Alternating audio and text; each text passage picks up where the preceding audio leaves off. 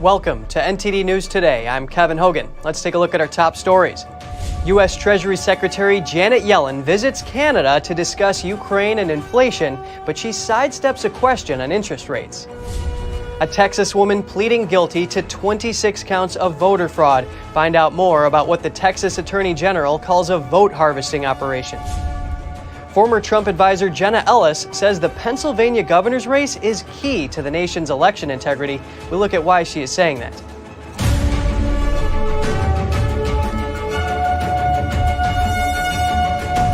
U.S. Treasury Secretary Janet Yellen sidestepped a question on inflation and interest rates while in Canada Monday. She said that's the Federal Reserve's job. NTD's Jessica Beatty has more. Treasury Secretary Janet Yellen met with Canadian Deputy Prime Minister Chrystia Freeland in Toronto Monday. When a reporter asked about inflation and interest rates, Yellen had this to say. The primary role for addressing inflation rests with the Federal Reserve. Earlier this month, Yellen testified that she was wrong about the path inflation would take. She was a key voice predicting price rises would be transitory, although others warned the economy could overheat. And overheat it has. Inflation's at a 40-year high in the United States. Gas prices for both regular unleaded and diesel hit record highs this month, according to AAA. During the meeting, Yellen blamed inflation on global factors, including lockdowns in China and the conflict in Ukraine. She said one solution could be working on supply chains. Making our supply chains more resilient, including with partnerships with close trading partners and allies like Canada. Yellen and Freeland also discussed increasing pressure on Russia to end the conflict in Ukraine. Yellen said they're talking about price caps or a price exception to strengthen energy restrictions against Russia. That would push down the price of Russian oil and depress Putin's revenues while allowing more oil supply to reach the global market. While the Biden administration blames higher prices on the pandemic and Russia's invasion of Ukraine, Republicans blame Biden's policies. An administration seemingly every day driving our economy into the abyss of a socialist welfare state.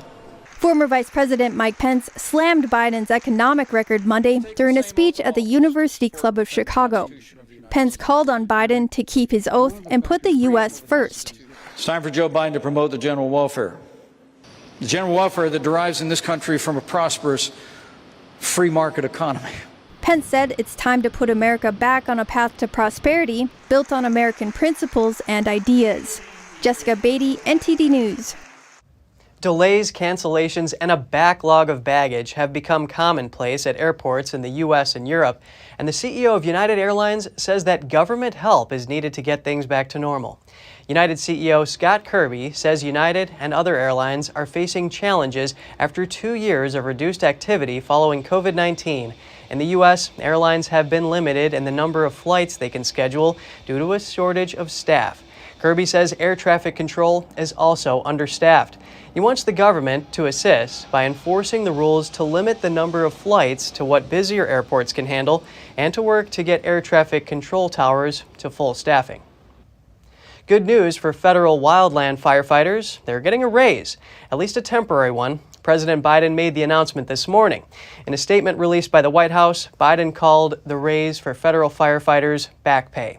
He said their biweekly checks will increase for 2 years by up to 50% of their annual base salary. The funds will be drawn from the bipartisan infrastructure law. Additionally, President Biden said he would work with Congress and do everything in his power to secure long-term funding for federal firefighters.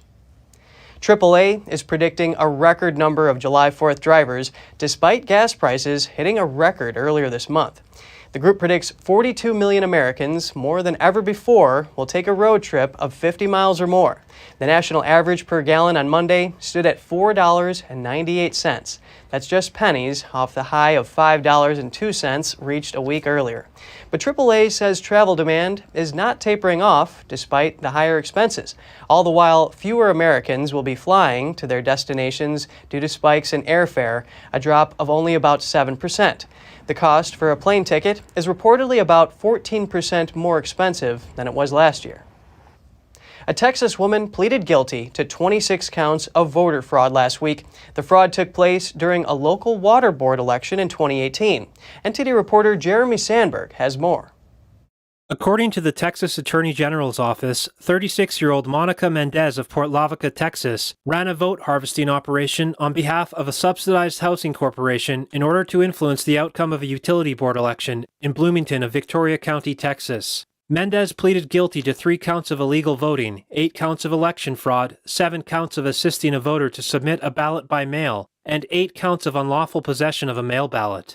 She was sentenced to 5 years of deferred adjudication probation by a Victoria County District judge. Mendez was working as a volunteer deputy registrar voter during a 2018 water board election, assisting residents to register to vote. Mendez was signing both applications to register to vote and applications to vote by mail. After around 275 of the 2,500 people who registered to vote in the election used the same mailing address associated with a local housing nonprofit called ALMS, the Attorney General's office took notice. Mendez was charged with 26 counts of voter fraud in April 2021 and arrested in June that year by the Texas AG's election fraud unit. She was indicted in July by a grand jury in the county of Victoria. Since 2015, the Texas Attorney General has successfully prosecuted 534 election fraud offenses against 155 individuals, according to their website. 43 individuals in Texas have a prosecution pending. The AG is conducting 386 open voter fraud investigations. Currently, charges for election fraud in Texas range from misdemeanor offenses up to felonies subject to state jail time. Jeremy Sandberg, NTD News. Former Trump advisor Jenna Ellis says Pennsylvania's gubernatorial race could set the tone for election integrity across the nation. Here's that story. Trump-backed State Senator Doug Mastriano entered Pennsylvania's closely watched governor's race. The GOP nominee has appointed Jenna Ellis, a former Trump campaign lawyer, as a senior legal advisor. In an appointment statement shared on her Twitter, Ellis called the November race the most important in the country. She told the Epoch Times that if Mastriano is elected, he will ensure election integrity and administer elections according to state law. That may set off a ripple effect in the rest of the country. In November 2020, Mastriano chaired a hearing of the Senate Majority Policy Committee investigating alleged election fraud. The hearing featured testimony from former New York City Mayor Rudy Giuliani. Mastriano's investigation lasted until he was removed from the task. The nominee said he aims for a fresh start to clear the state's voter rolls and have every voter re-register. Meantime, but missing a handwritten date will be rejected. Ellis called the ruling another example of the judicial branch actually violating the law and becoming activists. She thus urged voters to get out and vote in November. That's to ensure involvement in choosing their own leaders. Facebook removed a controversial campaign advertisement released by Missouri Senate candidate Eric Greitens. The ad was focused on so-called rhinos, or Republicans in name only. In a Twitter post, Greitens wrote, "We are sick and tired of the Republicans in name only surrendering to Joe Biden and the radical left. Order your rhino hunting permit today." A video then shows a smiling Greitens holding a shotgun and saying, "We're going rhino hunting." On Monday, Greitens said Facebook censored the ad. Facebook confirmed it removed his video. A spokesperson told The Hill that it violated policies prohibiting violence and incitement. Twitter didn't remove the video, but added a message to the post saying it violates Twitter rules about abusive behavior. The ad will remain because Twitter says it may be in the public's interest for the tweet to remain accessible. Greitens' ad drew criticism from a variety of groups, including a spokesperson for the National Rifle Association. Next, we take a look at the role of a culture in a range of areas within American society, specifically the retail sector and the military. For example, on Thursday, U.S. Senator Kevin Cramer for North Dakota issued a statement after his committee advanced the fiscal year 2023 National Defense Authorization Act. He said it makes important inroads to prevent the Biden administration from implementing its social agenda at the Department of Defense. Our next guest is a former longtime social justice advocate. She gives us some insight into how that ideology is affecting the Navy. Joining us now is Carrie Smith, the host of Deprogrammed. Thanks for joining us, Carrie. Thanks, Kevin. I want to start off with the Navy. They're now giving a training to its members in the form of a children's video. It's trying to create a safe space with the use of so-called proper gender pronouns. What are the implications of this? Well, anytime this woke ideology infiltrates an organization, whether it's military or educational or entertainment, or if it's a company, it sort of subverts whatever the original goal was of that organization. So if the Navy is now more concerned with teaching about safe spaces and pronouns, then I'm very skeptical that their priority is still keeping us safe and securing our borders. It's just concerning for me that they're spending time on it. So who would benefit from this type of training? That's a great question. I don't think anyone benefits from it. I truly don't. I think it's the kind of thing that this ideology gets pushed under the guise of protecting people and preventing bullying, and it's about tolerance and inclusivity. But what it's really about is destroying culture. And this is coming from someone who spent 20 years in it. So I think there are some people who push it with good intent, and they take it into places like the Navy or into your local city council or into your local school, and they say, this is about inclusivity, this is about all positive things, guys. But what it really does is it breaks down whatever your original purpose was of that organization and makes everything about the ideology. So Carrie, you describe this woke culture as a cult. Can you describe how language is being used in that circle? Sure. So I've spent about 4 years studying it after leaving it and just trying to better understand what it was that I was in. Like a lot of people who are pushing social justice, I thought it was liberalism. So in studying it, I've been researching a lot of other types of cults, and one of the things they do is they control language, because by controlling language, you can control thought. And by controlling thought, you can control people. This is something that Orwell wrote about a lot. And so social justice in particular, they're very concerned with controlling language. They come up with new terms like white privilege, white fragility, toxic masculinity. They're always coining these new phrases. And then they're redefining, at the same time, they're redefining commonly accepted definitions of words like racism and sexism. So one of the first things they'll do when you find yourself in this world is they'll tell you racism doesn't mean what you think it means. Racism means prejudice plus power. So that means you can't be racist towards this particular race of people. Or they'll say sexism is prejudice plus power, so therefore you can't be sexist towards men.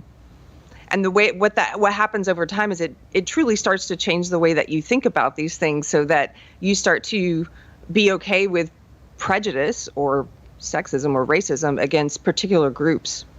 Carrie Smith, host of Deprogram, thank you so much for your time today. Thank you, Kevin.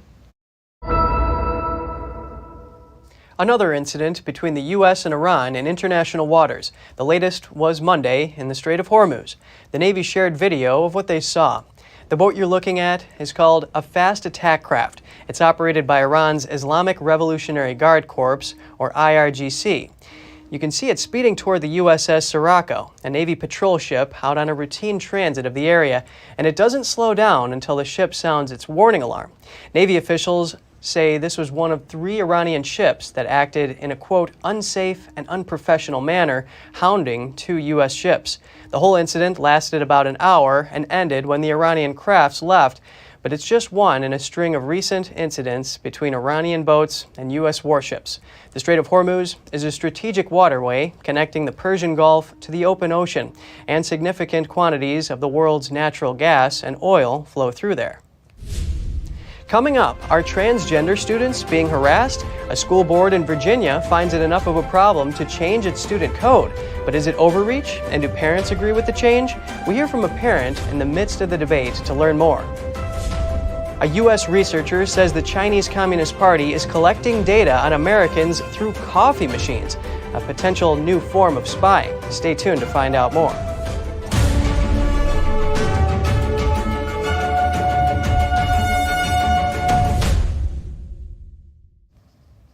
A grand jury indicted 2 former members of the Phi Gamma Delta fraternity for felony hazing. The campus chapter has been removed and 13 students were sanctioned. This is footage of the alleged incident. Last fall, at the University of Missouri, Ryan Delante and Thomas Schultz were charged with life endangerment and supplying liquor to a minor. It's for their involvement in an alcohol poisoning incident. They required 19-year-old Danny Santulli to consume a family-sized bottle of vodka. Santulli drank 3/4 of the bottle and currently suffers from severe brain damage. Warrants have been issued for Delante and Schultz's arrest. We reached out to Phi Gamma Delta fraternity, but did not hear back before broadcast time. The Fairfax County, Virginia School Board is making changes to its student code. The approval took place on Thursday. It's meant to prevent what it calls discriminatory harassment against transgender students. But some parents are not happy with the new rules, with some, including our next guest, predicting there may be a recall election for certain board members. Joining us now is Stacy Langton, who's a Fairfax County parent and a parental rights activist. Thank you for coming on the show, Stacy. Thanks for having me. The Fairfax County School Board has made changes to its student code. It's expanding punishment, including suspension for students who don't call their transgender classmates by their preferred name or pronoun. What's your stance on this?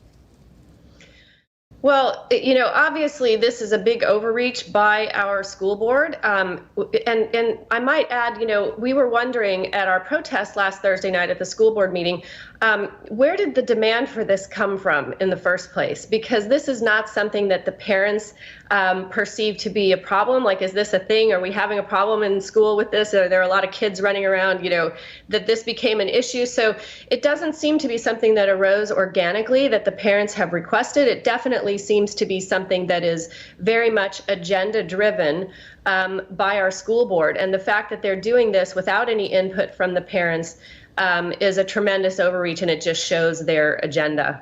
The school board said that they've made these changes to prevent what they call discriminatory harassment. Do you think that this is the case?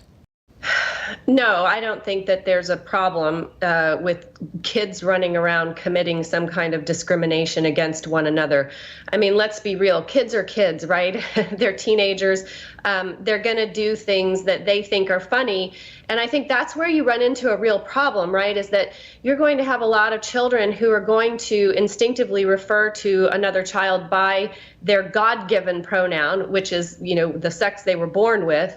And they're going to do it quite innocently because they're kids, and that's a natural thing to do. And I don't think that as parents we should have to worry about our kids coming home and then, oh, guess what? Your child got written up for sexual harassment and now they're being suspended for 3 days, and then that's going to follow them throughout their school's academic record for the rest of their life. That's excessive, because I don't think kids do things like that in a malicious way. And that was the phrasing they put into the SRR, was they said malicious misgendering. Well, then you have the problem of who's judging whether or not it's malicious. What if it's accidental? It's a really slippery slope. Some are saying that this is an example of compelled speech where these students are being forced to accept a belief. What's your reaction to this? Right, it absolutely is compelled speech, which would be a violation of every student's First Amendment rights to free speech. If you think about it, it's quite insane, because what it's doing is it's taking a very small minority of the students, and it's essentially asking all of the rest of us to accept their version of reality, right? It's like, Colonel Klinger, the character in MASH from the 1970s program, he dressed up like a woman because he wanted to be considered crazy so he could get sent home from the war. Well, they're asking us now to essentially be crazy and believe something that's crazy, which is that boys are girls and girls are boys, and that's just not reality. So if you're going to ask me to say something that's against reality, you're infringing upon my rights as a individual citizen of the United States. Stacy Langton, parental rights activist, thank you so much for joining us today. Thanks very much. Border Patrol caught a suspect trying to smuggle 27 pounds of methamphetamine in children's car seats.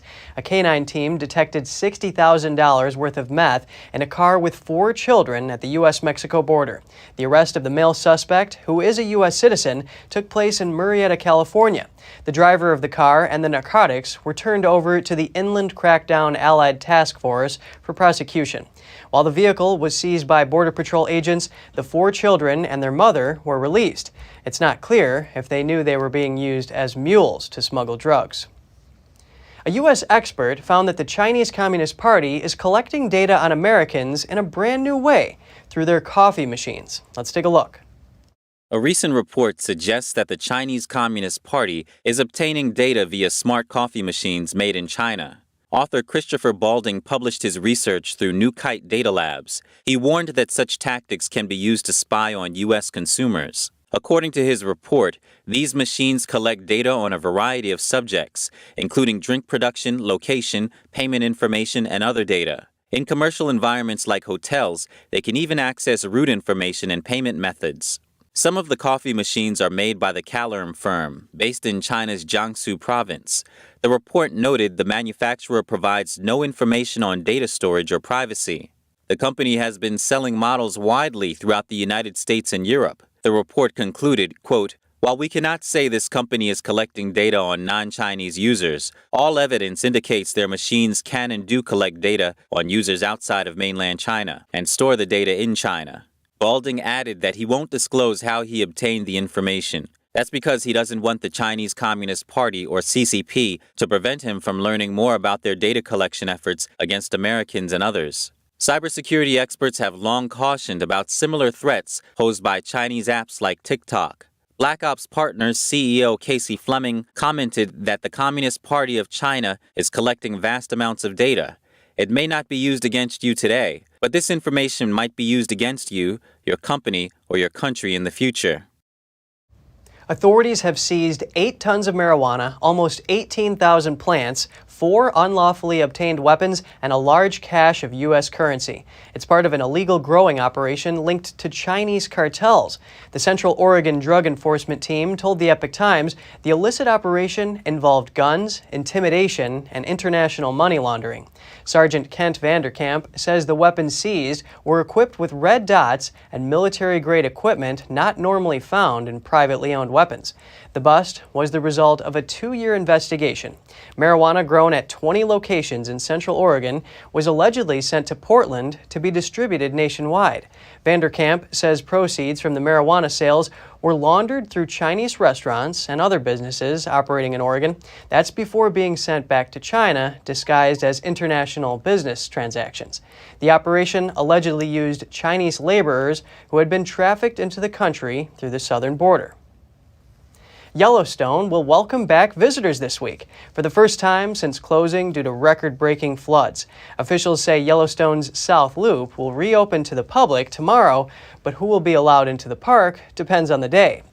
They say vehicles with license plates ending with an odd number can visit on odd days of the month. Those ending with 0 or an even number can enter on the even days. Officials originally closed all entrances into the park after record rainfall inundated Yellowstone, using dangerous floods that damage roads and destroys property. At one point, the Yellowstone River rose to its highest level in more than 100 years. The National Park Service said it will use $50 million in emergency funds for Yellowstone's recovery. The money will be used to restore temporary access to parts of the park that's in Montana, as well as other additional sites. A taxi driver in Midtown New York City jumped a curb and injured at least 6 pedestrians on Monday. That's according to the New York City Police Department. The injured were taken to the hospital, with 3 of them reportedly in critical condition. NYPD Deputy Police Chief John Chell told media that between 15 and 20 people tried to lift the cab to free 2 people trapped underneath. According to Chell, the taxi was westbound on 29th Street, turning left onto Broadway when it hit a cyclist and then pedestrians. Police said it appeared to be accidental. An investigation is underway. And if you have any news tips or feedback for the show, don't hesitate to email us at news.today@ntd.com. And just ahead, a 2021 Nobel Peace Prize winner auctions his Nobel medal to give aid to Ukraine. It sold for over $103 million. And Lithuania is going to ban the transit of goods through its territory to a Russian enclave. Residents of the enclave say they are worried about their way of life. We'll have all that and more for you right here on NTD News.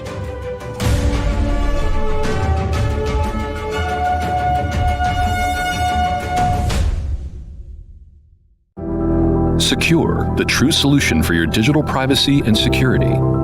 Secure is a private and secure messaging and email solution hosted in Switzerland, using military-grade encryption and Swiss privacy laws, giving you true privacy.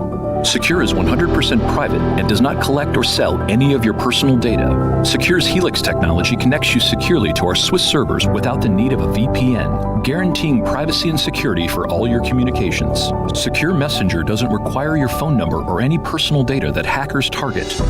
Chat by Invites allows you to chat privately and securely with anyone outside of your secure network without the need for others to download Secure.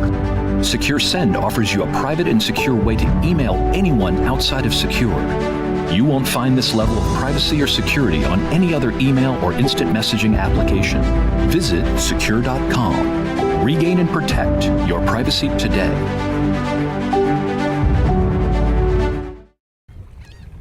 Oh, hey, doesn't it feel like there's communists everywhere? In fact, the Chinese Communist Party has been subverting America from every angle.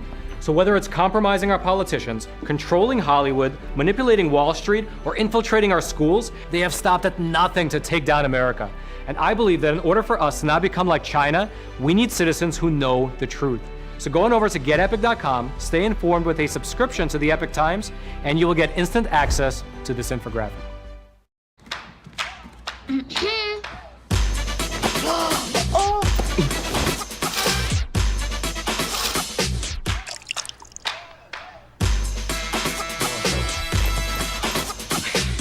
You're not gonna get it all right. Just make sure you nail the big stuff. Mama! Like making sure your kids are in the right seat for their age and size. Get it right at nhtsa.gov/the-right-seat.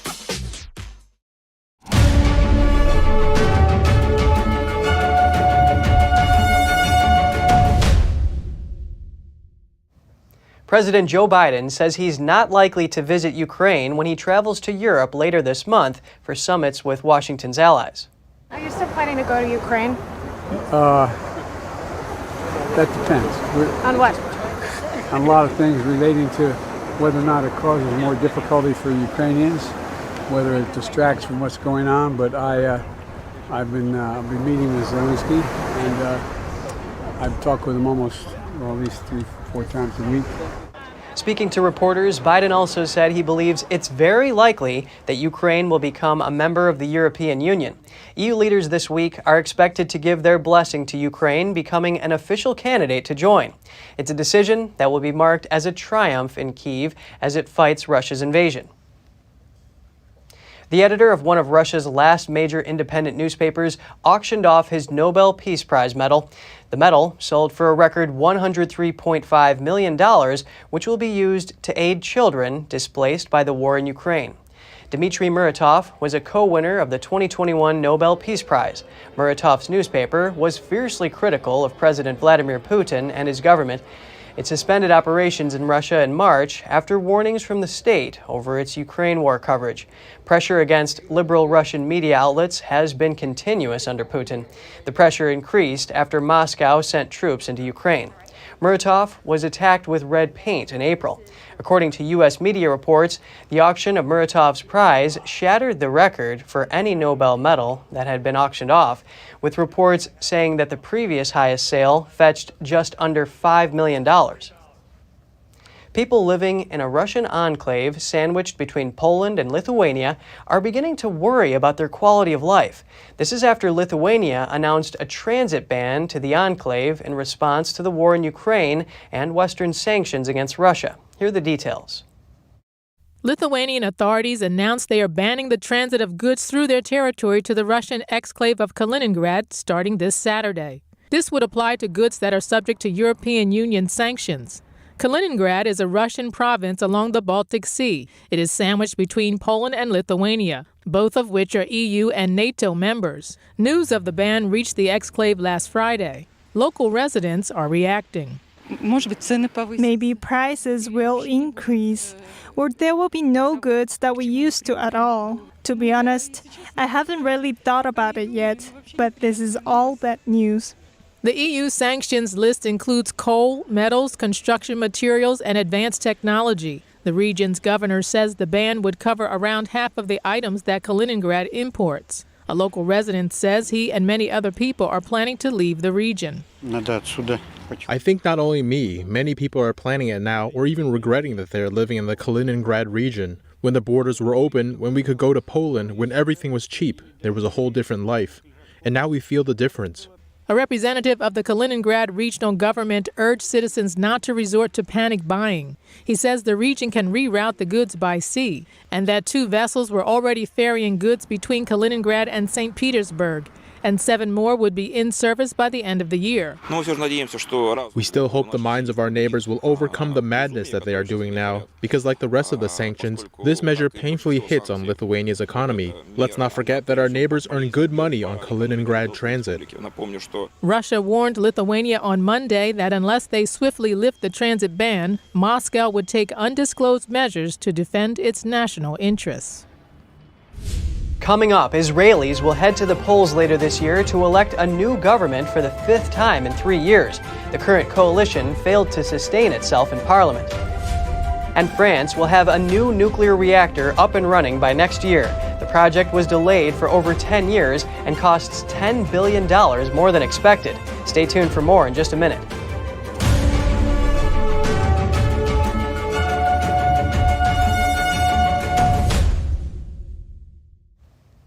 Israel will have a new government and a new prime minister in power soon. The Israeli prime minister is dissolving the parliament and calling for a new election. Here are the details. Israeli Prime Minister Naftali Bennett announced on Monday that he's going to dissolve the Israeli parliament and call a new election. This is after he failed to sustain his ruling coalition, which includes 8 political parties from across the political spectrum. My friend, Foreign Minister Yair Lapid and I decided to work together to dissolve the Knesset and to set to hold elections at an agreed time, at the same time transferring the power in an orderly manner and ensuring the national interests of the State of Israel. Even during the transition period, the state continues.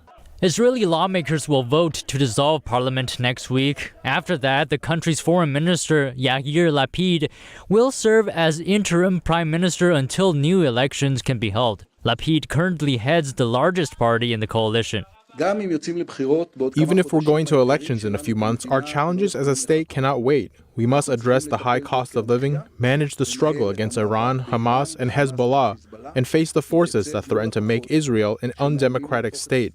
The parliamentary election is likely to take place sometime this fall. It will be the country's 5th election in 3 years. Former Prime Minister and current opposition leader Benjamin Netanyahu vowed a comeback following the announcement on Monday.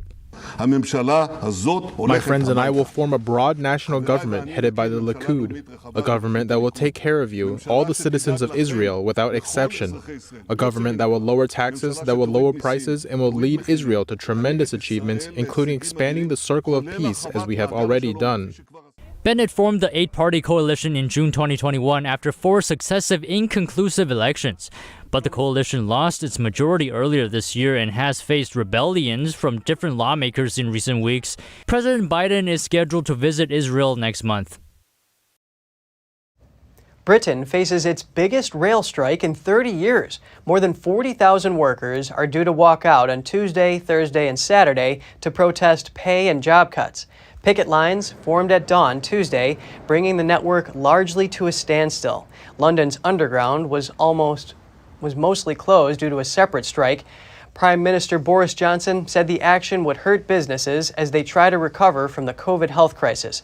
But unions have said rail strikes could be one part of a so-called summer of discontent. They argue teachers, medics, and other key workers could take action as inflation pushes toward 10%. Opposition lawmakers have criticized the government for not getting involved in talks to settle the dispute. Ministers claim it's a matter for the unions to work out directly with rail employers. Britain's economy rebounded strongly from the pandemic at first, but a combination of factors, including labor shortages, supply chain disruptions, and post-Brexit trade problems, have led some economists to warn of a recession.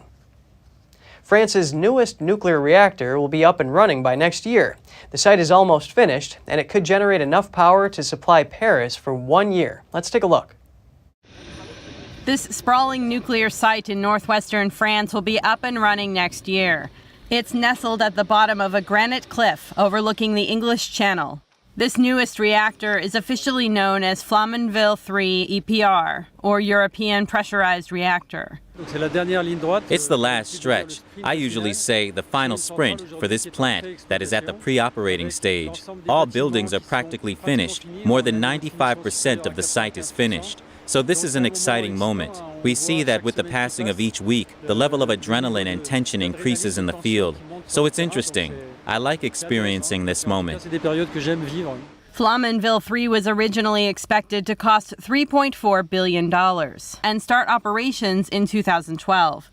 But it has been delayed for over 10 years, partly due to faulty welds in the reactor circuits. It also came in over budget by almost $10 billion. The reactor is now due to start loading fuel in the second quarter of 2023. This will mark one of the final stages before the startup of a plant. This reactor has a fundamental role, just like any other nuclear plant that's part of the French energy mix. A reactor like this one, this turbine, will produce 1,650 megawatts of electricity. In comparison to the consumption of the city of Paris, the Flamanville 3 reactor can supply Paris for 1 year. What this reactor will produce corresponds to the annual consumption of the city of Paris. France generated nearly 70% of its electricity output from atomic power last year. The country was also the region's biggest net exporter of power in 2021, supplying countries like Italy and Germany. South Korea has successfully launched its first domestically developed space rocket today and placed several satellites in orbit. It's a major step in efforts to jumpstart its space program after a test failed last year. South Korea has launched its first domestically produced space rocket, Nuri. Lifting off from the Nara Space Center on the southern coast of South Korea on Tuesday, Nuri placed a 1.3-ton dummy satellite and 4 small cube satellites into orbit. The successful launch is a major step forward for the country's efforts to jumpstart its space program and helps pave the way for South Korea's ambitious goals for 6G networks, spy satellites, and even lunar probes. The country also has plans to launch a range of military satellites, but officials deny the new space rocket has any use as a weapon. Nuri uses only Korean rocket technology and is the country's first domestically built space launch vehicle. In its first tests in October, the rocket completed its flight sequences, but the launch ultimately failed. The Korea Aerospace Research Institute says it has plans for at least 4 more test launches by 2027. South Korea is also working with the United States on a lunar orbiter and hopes to land a probe on the moon by 2030. President Yoon Suk-yeol vowed to keep an election pledge to create a new agency to take charge of space affairs, according to a statement by his office. Space launches have been a sensitive issue on the Korean peninsula, where North Korea faces sanctions over its nuclear-armed ballistic missile program. In recent years, South Korea and the US have agreed to scrap bilateral limits on South Korea's missile and rocket development, clearing the way for new civilian and military launches. If you have any news tips or feedback for the show, don't hesitate to email us at news.today@ntd.com. And still to come, a special cafe in Australia has created a workplace for the disabled. It provides young graduates with both training and job opportunities. And a Barcelona startup turns plastic bottles into sustainable workwear. It's an effort to disrupt the throwaway culture of the textile industry. Find out more right here on NTD News.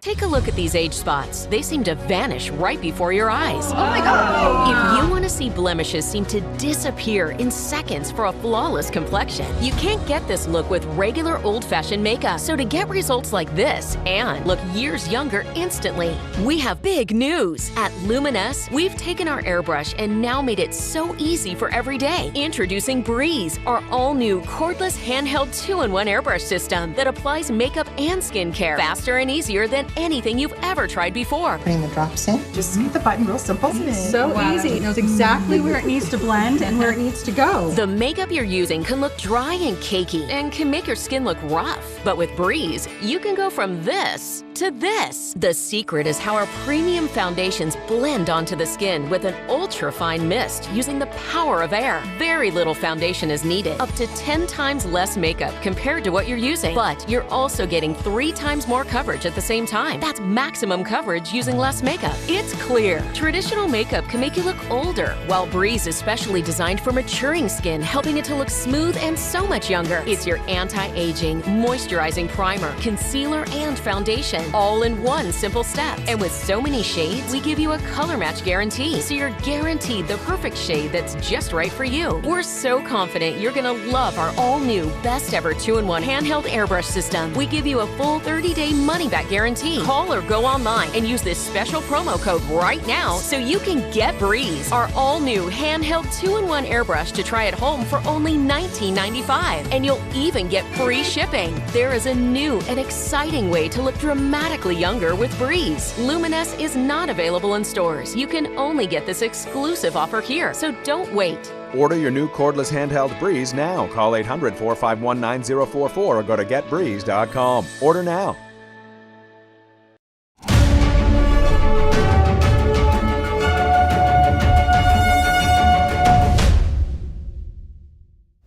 For people with disabilities, employment and training opportunities are hard to come by once they leave school.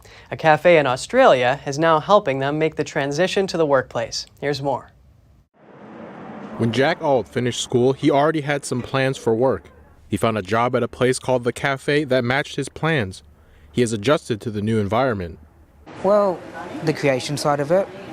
I love serving the customers, love the happy face. It's always good when they eat their food. The cafe trains participants who have an interest in kitchen and barista skills. On the menu are salads, wraps, sandwiches, and also dessert. For Jack, the sizzling kitchen is the ideal workplace that he wants to be a part of.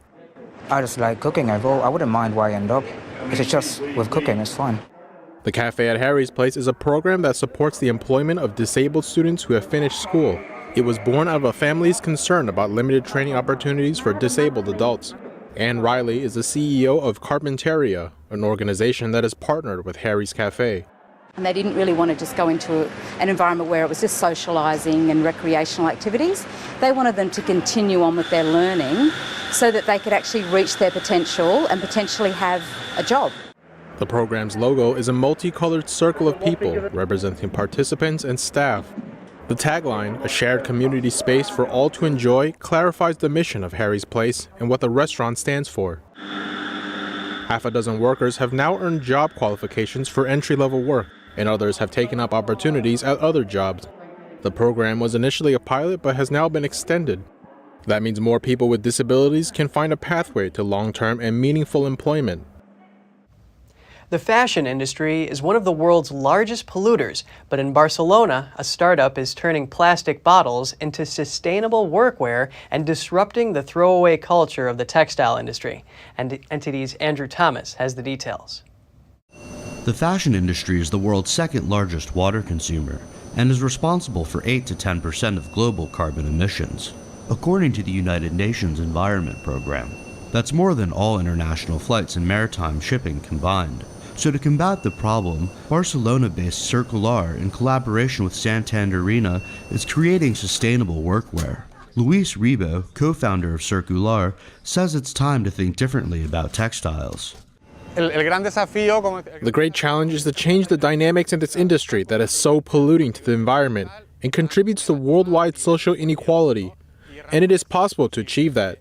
Our partners producing sustainable fabrics is a clear example that change is possible, but the challenge we face is a big one. Santanderina is one of the first Spanish textile companies to embrace sustainability. 4 years ago, they started a system in which old clothes are shredded and later recycled. Carlos Pares explains the challenges. Surely in a few years' time, this 70-30 proportion of fabrics made of non-recycled and recycled fibers will be reversed. We will get to the point where we will have 70% of our fabrics made from recycled fibers. Hence, we will be closing the 360-degree loop. That is our focus, that is our vision, to become as sustainable as possible. Circular employs women from the Rore Foundation, which helps female survivors of violence and human trafficking. Mara del Carmen Moreno is the head of training here, She explains that the range of products made by the team are recycled. We need 15 plastic bottles to make each apron. We also make clothing for kitchen staff. And once those uniforms have been re-recycled, we use the resulting material to make other products, such as shopping bags. United Nations data says it takes almost 2,000 gallons of water to make a single pair of jeans. That's around 500,000 tons of microfiber, which is equivalent to 3 million barrels of oil dumped in the ocean each year. Andrew Thomas, NTD News. Hong Kong's iconic Jumbo floating restaurant has capsized in the South China Sea. That's less than a week after it was towed away from the city. The restaurant encountered adverse conditions on Saturday. It was passing the Shisha Islands, also known as the Paracel Islands, in the South China Sea. Water entered the vessel and it began to tip.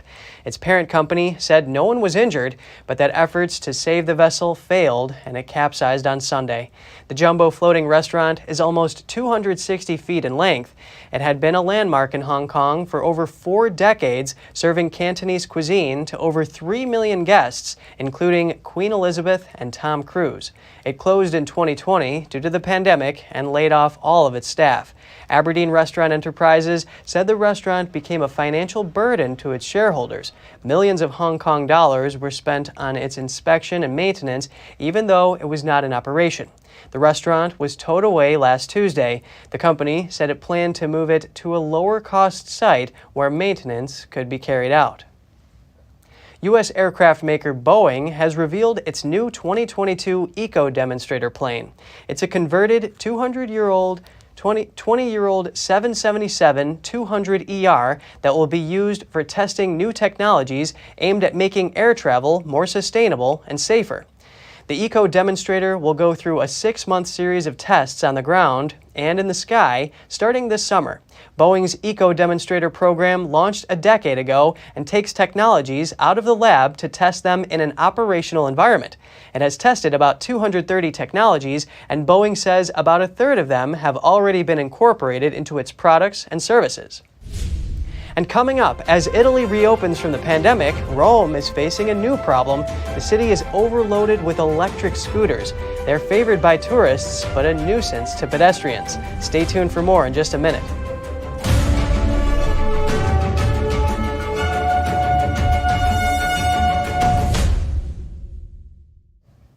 Tourists are roaring back to the streets of Rome, and now the city has a new problem, the use of e-scooters. Here are the details. Rome has battled many invaders in its nearly 2,800-year history, but perhaps none quite like the electronic scooter. First introduced in the city 3 years ago as an ecological alternative to public transportation during the pandemic, they have now become an invasive species.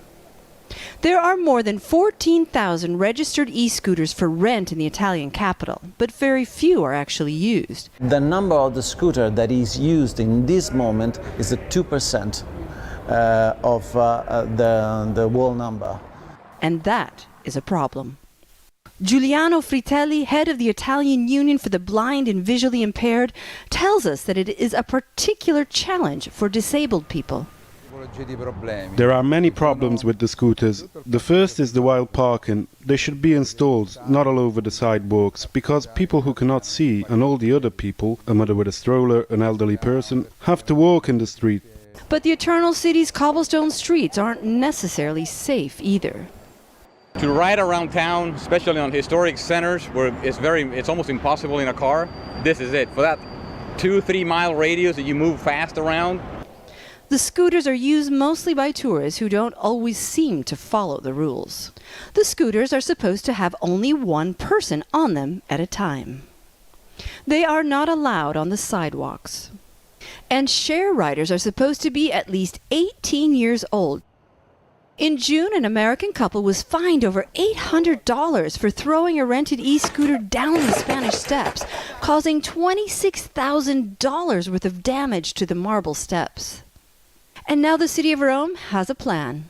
Starting in January 2023, the City Council says it will reduce the number of scooters from about 14,000 to 9,000, and the number of companies renting them from 7 to 3. The scooters were also supposed to ease Rome's stifling traffic, but they are actually making it worse. Ecco, vedi, do you see? Are two people in the scooter. Scooters, do you see? It is very dangerous. Rome, as the saying goes, wasn't built in a day, and its scooter problems won't be solved in one either. Today is the start of the summer solstice. Astronomically, it's the first day of summer in the northern hemisphere. It has the longest day and the shortest night of the year. The solstice has been celebrated for millennia at Stonehenge. Built more than 4,500 years ago, it's still a mysterious sight. Apparently, it was designed to align with the movement of the sun. Thousands gather on June 21st every year to see the sun rise directly behind the largest stone at the World Heritage Site in southwest England. And thousands of people also watched online, together and apart, seeing the sun's first rays shine into the heart of the circle. And what does it take to really care for your eyes? Let's take a look at how to keep your eyes healthy with Gina Marie and Strong Mind and Body.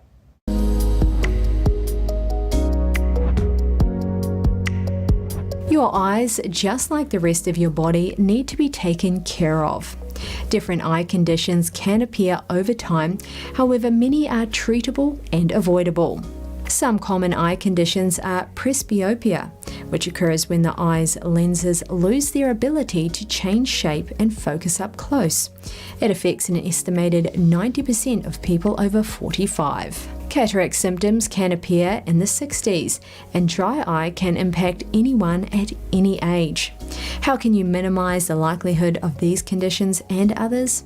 Try these tips to help you hold on to healthy eyes. Your eyes do better, just like the rest of your body, when they get the nutrients they need. No single food holds the power, but trying to include foods like eggs, which are rich in zinc, lutein, and zeaxanthin, is a good place to start. Foods like almonds or spinach that are packed with vitamin E, as well as foods with vitamin C, can all help to protect the eyes. Exercise. There is research to suggest that cardiovascular exercise can lower the risk of ocular disease, likely because it improves blood flow. Sunglasses. Sunglasses do more than make it easier to see on bright days. Extended exposure to bright light waves can burn your corneas and lead to a condition called photokeratitis or snow blindness. UV rays also damage eye tissue, so getting 100% UV blocking glasses is recommended. Good hygiene. Your eyes are great at cleaning themselves, but still require some effort on your part.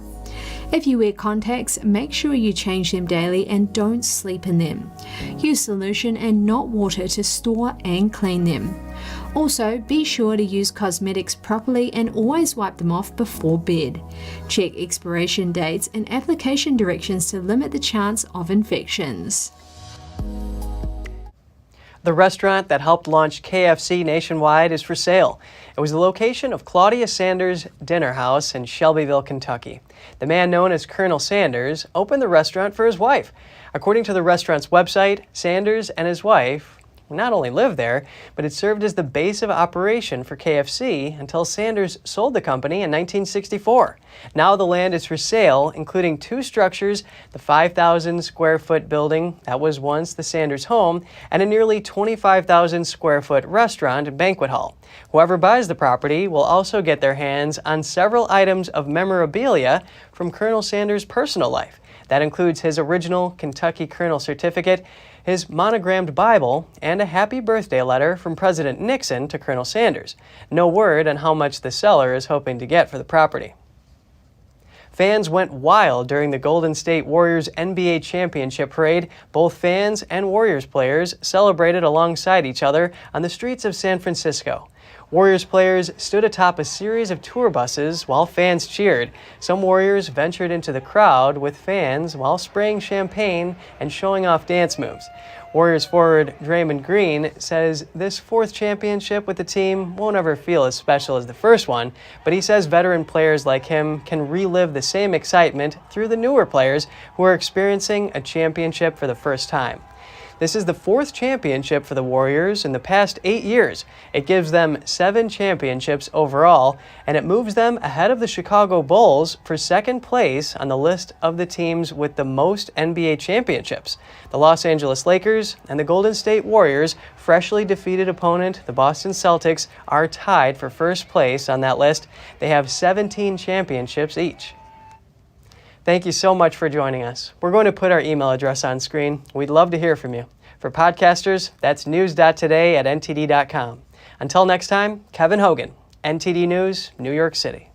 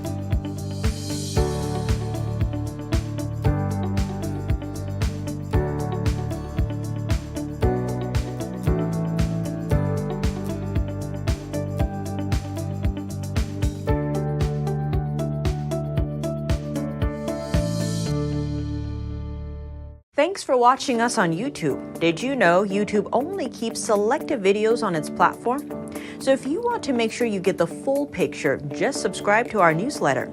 Go to newsletter.ntd.com and sign up. It's free.